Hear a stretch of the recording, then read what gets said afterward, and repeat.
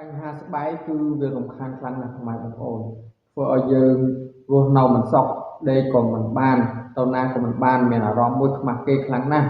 ហើយក៏ធ្វើឲ្យយើងខាតពេលវេលាជាច្រើនសម្រាប់ក្នុងការរស់នៅមិនចំណាយតែពេលវេលាយើងទេគឺចំណាយទាំងពេលវេលាពុកម៉ែបងប្អូនដែលរស់នៅជិតខាងរបស់បងប្អូនចំណាយពេលសម្រាប់នៅមើលថែបងប្អូនឬពុកម៉ែបងប្អូនដែលមានបញ្ហាជំងឺសើស្បែកហើយបញ្ហានេះបើសិនជាយើងទុកយូរវាកាន់តែខ្លាំងឡើងធ្វើឲ្យពុកម៉ែបងប្អូនចំណាយទាំងពេលវេលាចំណាយទាំងថវិកា